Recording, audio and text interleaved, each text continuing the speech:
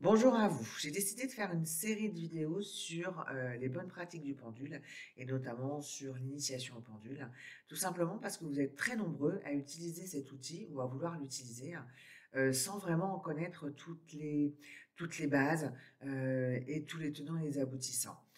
Clairement, quand je parle avec beaucoup de personnes qui viennent vers moi en me disant bah, moi j'ai un pendule, mais je comprends pas, c'est souvent erroné, ou mes réponses c'est un coup oui, un coup c'est bon, un coup c'est pas bon.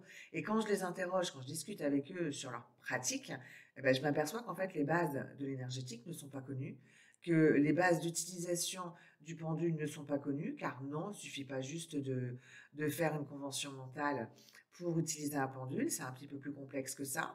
Et il y a en fait toute une routine à mettre en place avant d'utiliser un pendule et des choses à faire et des choses à ne pas faire. Donc voilà l'objet d'une série, je ne sais pas, ça fait trois, quatre vidéos. Aujourd'hui, on va voir un petit peu les bases pour que vous compreniez bien comment fonctionne un pendule et pourquoi ça fonctionne, parce que c'est pas du tout un outil magique. Avant de continuer, une petite précision, parce que je les connais, les loulous de l'énergétique. Je précise que tout ce que je vais vous dire dans toutes ces vidéos provient de ma formation Initiation au pendule que vous pouvez retrouver sur mon site. Je vous mettrai en lien, en commentaire le lien. Je précise une chose importante, c'est que cette formation provient de ma propre expérience, de mes recherches et de mes conclusions de tout cela. Et que cette formation, je l'ai déposée, j'ai fait un dépôt juridique auprès de la SGDL, ce qui fait que toute reproduction partielle ou complète de mes vidéos ou de mes formations bah, sont strictement interdites, sauf autorisation de l'auteur, à savoir moi-même. Alors, c'est pas une question d'ego ou quoi, c'est juste que de toute façon, si on transmet quelque chose qui ne nous appartient pas et qu'on n'a pas évolué dans ce domaine, de toute façon, ça sonnera faux. Voilà, petite parenthèse et on passe tout de suite à la suite. Alors, voyons déjà les bases. Les bases, c'est-à-dire quelle est la définition du mot radiesthésie. Donc, cette définition, je l'ai prise dans le dictionnaire Larousse, qui indique que la radiesthésie, c'est une sensibilité à des rayonnements qui proviennent des objets. C'est une méthode de détection d'objets, de maladies, par l'intermédiaire d'une baguette, vous savez, les baguettes de sourcier, ou d'un pendule fondé sur cette sensibilité. Il faut savoir également que tout objet suspendu au bout d'un fil est susceptible de réagir à certaines vibrations, car tout vibre dans la nature, tout émet des ondes, la matière, les pensées et même l'énergie. Nous allons voir un peu plus tard, un peu plus loin dans cette vidéo, justement le principe des vibrations. La radiesthésie, c'est donc l'art de détecter des vibrations que l'on ne voit pas, que l'on n'entend pas, mais qui sont pourtant bien présentes tout autour de nous. Et pour pouvoir les détecter, nous allons utiliser donc l'outil que l'on nomme pendule. Ce pendule fait partie de ce qu'on appelle la radiesthésie et c'est un outil très précieux de connaissance de soi, de perception de notre environnement, mais aussi et de maîtrise des informations de tout ce qui est capté. Parce que bien évidemment, une fois qu'on a capté des informations, si on arrive à les décoder de la bonne manière, donc sans le mental, rien qu'avec l'intuitif et notre inconscient, vous allez voir qu'il y a beaucoup, beaucoup d'informations que que vous allez découvrir grâce à cet outil merveilleux. Donc, apprendre à penduler rapidement, oui, c'est possible, hein, c'est accessible à tous. Il y a pas d'élus, il n'y a pas de ceci, cela. Non, la radiesthésie est vraiment accessible à tous. Il suffira juste, par contre, de respecter des règles bien précises, qui restent simples à retenir, et surtout en veillant à une déontologie stricte. Le reste sera affaire d'entraînement et de créativité. Pour une petite parenthèse, vous avez une vidéo que j'ai faite il y a quelques mois sur qui peut et comment devenir radiesthésiste. Donc, je vous invite également à vous y référer. Mais clairement, au final, tout le monde, encore une fois, il n'y a pas d'élu, il n'y a pas de choses particulières. Vous pouvez tous utiliser la radiesthésie à partir du moment où ça vous intéresse et vous ferez donc du bon boulot. Voyons maintenant le principe des vibrations. Donc, pour bien comprendre le principe de l'utilisation du pendule en radiesthésie, il faut comprendre que tout est vibration. En effet, dans l'univers, tout vibre, les objets, les personnes, les lieux, absolument tout vibre selon une fréquence vibratoire spécifique. Nous avons tous une vibration propre et notre vibration n'est pas la même que celle de votre voisin.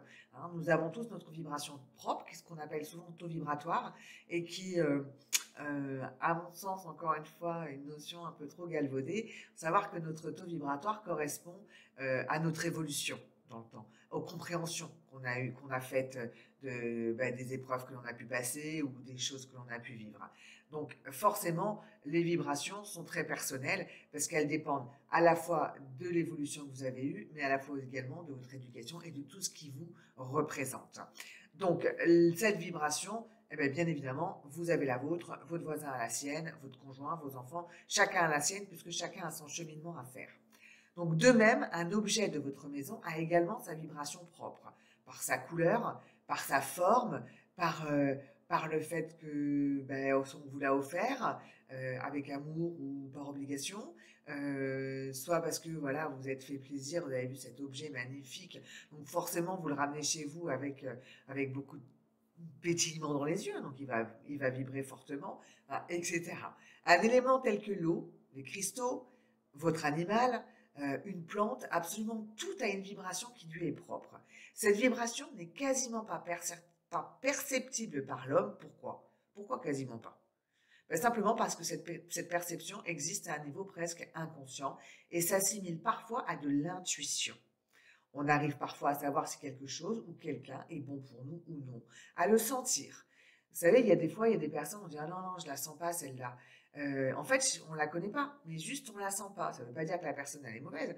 Ça veut juste dire qu'en fait, vibratoirement, ça va pas coller. Voilà, la résonance vibratoire émotionnelle des deux personnes ne collera pas. En tout cas, pas pour le moment. Parce que souvent, en fait, il y a un effet miroir qui se met en place, mais ça, c'est une autre histoire. Il s'agit en fait de l'interprétation inconsciente que nous faisons des vibrations concernées. Pour schématiser la chose, nous sommes comme un poste de radio, une sorte d'émetteur et de récepteur baignant dans un environnement composé de vibrations. Comme tous les postes de radio, il faut un bouton pour changer la fréquence. Alors c'est vrai qu'aux jeunes, ça va un peu moins leur parler, changer la fréquence, mais c'est comme vous voulez mettre une station radio, vous allez aller chercher sa fréquence. Donc c'est exactement pareil. Si vous mettez sur une fréquence à peu près, vous n'aurez pas votre station radio préférée. Mais là c'est pareil. C'est comme un bouton. Ce bouton correspond à notre attention en quelque sorte lorsqu'elle se focalise sur un objet précis. Cela signifie qu'on va se régler sur ce sujet en se concentrant. Dans la réalité, il s'agit tout simplement d'être à l'écoute d'une vibration déterminée et voire même de s'accorder avec pour la sentir, la localiser, la comprendre. C'est ainsi que fonctionne le principe de vibration. Et pour parvenir à capter ces vibrations, il nous faut une antenne à notre radio qui s'appelle le pendule.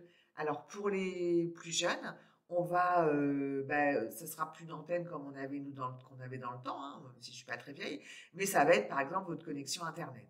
Voilà. S'il n'y a pas cette connexion Internet, vous pouvez pas avoir Internet ni vos radios préférées sur votre ordinateur, sur votre téléphone, etc. Donc, pour capter ces vibrations, il faut donc cette antenne ou cette connexion qui va se matérialiser par le pendule. Quels sont les domaines d'application de la radiesthésie? À partir du moment où vous avez bien en main votre pendule et que tout ce que vous apprendrez au fur et à mesure de l'initiation au pendule sera mis en place, donc avec ce qu'il faut faire, ce qu'il ne faut pas faire, les attitudes à adopter, etc., vous allez pouvoir utiliser le pendule dans tous les domaines. Il n'y a pas de limite. Les seules limites, ce sont les limites que vous vous mettez vous. Donc clairement, il n'y a aucune limite à l'utilisation du pendule. Mais en général, les domaines les plus pertinents vont être sur l'évolution personnelle, c'est-à-dire les questions qu'on va poser sur notre évolution personnelle, sur notre santé, sur notre alimentation. Pourquoi l'alimentation? Mais parce que on sait que certains aliments vont être bons pour nous et puis d'autres pas bons. Alors on les aime bien dans la bouche, mais on sait que ça va plutôt nous faire du mal. Donc on peut tester la compatibilité de certains aliments avec notre santé du moment ou notre état d'être du moment, parce que bien évidemment, en fonction de notre état émotionnel, il y a aussi des choses qui vont aller et qui vont nous convenir et d'autres qui ne nous conviendront pas. On va pouvoir aussi poser des questions sur le passé, sur le futur, donc en gros faire du pendule divinatoire. Je ne suis pas très pour parce que je trouve qu'il vaut mieux vivre les choses, mais parfois, dans certains cas bien particuliers, c'est sympa d'avoir une réponse. On peut l'utiliser aussi pour le travail, dans tous les domaines qui peuvent contribuer de toute façon à l'amélioration de votre vie. Et aussi, on va répondre à toutes les questions qu'on se pose sur notre vie en règle générale. On va pouvoir aussi trouver de l'eau, localiser un objet perdu, ça c'est génial parce que je vous garantis, alors moi qui perds tout le temps mon téléphone, pourtant c'est des gros machins maintenant, hein, je peux vous garantir que mon pendule c'est mon meilleur allié pour retrouver mon téléphone. Mais pour tout type d'objet, hein, en fait. On va pouvoir également choisir des compléments alimentaires. Alors pourquoi les compléments alimentaires? Parce qu'on va dire par exemple, bon bah toi tu es en carence de magnésium, donc prends du magnésium. Mais c'est pas parce que tu es en carence de magnésium que c'est forcément ça qu'il faut prendre. Peut-être qu'il y a quelque chose d'autre qui te sera nécessaire et qui fait que tu es en carence de magnésium. Donc voilà, donc vous avez pour ça, donc on verra aussi la radiesthésie oscillatoire qui va nous permettre de choisir ce qui est meilleur pour nous et à quel moment, par exemple, de la journée, on peut prendre ceci ou cela. Alors attention, le pendule est un merveilleux outil de réponse dans tous les domaines, mais n'en devenez pas dépendant et sachez l'utiliser à bon escient. Sinon, clairement, au bout d'un moment, vous verrez que vous aurez des réponses uniquement erronées. Nous allons maintenant clore cet épisode 1 sur l'initiation au pendule avec ce que l'on appelle les attitudes à adopter. Ah oui, on ne va pas penduler n'importe comment et n'importe quand. Il est important d'être calme, d'être détendu, de réussir à enlever toutes les tensions physiques et mentales. Oui, je sais, facile à dire, pas facile à faire, mais si vous avez des tensions en vous, il y a peu de chances en fait que le pendule réponde de la meilleure des manières et on verra que c'est pas le pendule qui répond, on verra que c'est notre inconscient, etc., etc. On le verra au prochain épisode. Ne pas être fatigué, ne pas être malade. Encore une fois, de toute façon, vos vibrations, elles ne seront pas suffisamment OK pour que vous puissiez penduler, ou en tout cas, vous pourrez penduler, mais vous aurez des réponses qui seront complètement erronées.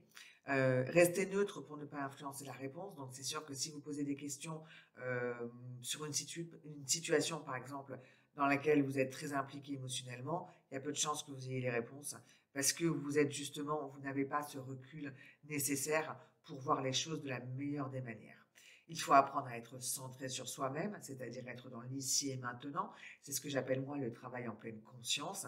Donc quand on fait un travail en radiesthésie ou quand on fait un travail quel qu'il soit, on est centré sur ça. On ne commence pas à se dire, voilà, j'ai oublié telle chose ou après, il faut que je fasse ça. Non, tout ça, les idées parasites, on les vire, on se réancre et on reste dans l'ici et maintenant.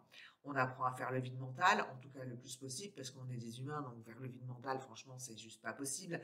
En tout cas, pas si on n'est pas des grands yogis, etc. Par contre, on peut apprendre justement à mettre le mental de côté et à dire, attends, toi, tu n'as pas ta place ici, donc pour l'instant, je te mets de côté, je te prends, je te mets de côté, et je reviens à mon travail. Voilà. On va apprendre aussi à poser des questions claires, nettes et précises, parce que c'est vraiment là où il y a le plus de bourde. C'est très souvent vous ne savez pas poser des questions qui sont précises. Et ça, vraiment, en radiesthésie, et je vais faire rire tous les élèves que j'ai depuis 17 ans, et où je me bats avec ça, c'est la précision. Il n'y a rien de plus judicieux en radiesthésie que d'être précis. Chaque mot que vous allez utiliser porte une vibration. Si vous êtes sur la mauvaise vibration, les mauvaises réponses vont arriver. Donc ça, ce sera très, très important. N'utilisez également que votre pendule. Donc on verra aussi que un pendule, c'est personnel. Ça répond à vos idées, il est connecté à vos vibrations, à votre inconscient. Donc on n'utilise que son pendule et on ne le prête pas. Et on apprend, comme je l'ai dit tout à l'heure, à travailler en pleine conscience, c'est-à-dire à être vraiment à ce que l'on fait et à être bien concentré. Voilà, fin de ce premier épisode. Si vous avez des questions, n'hésitez pas à les poser donc en commentaire de cette vidéo. Vous pouvez aussi retrouver la formation complète sur mon site www.le-magnétisme-global.com et vous retrouvez donc toutes les formations radiesthésie que je vous propose avec toute l'expertise de plus de 40 ans et toute la bienveillance que j'ai pour chacun pour vous accompagner au mieux dans ce domaine. Je vous dis à la semaine prochaine pour l'épisode 2 de l'initiation en pendule. Salut! Et n'oubliez pas, hein, partagez, likez, abonnez-vous, enfin, comme d'hab, quoi. Voilà. Bisous!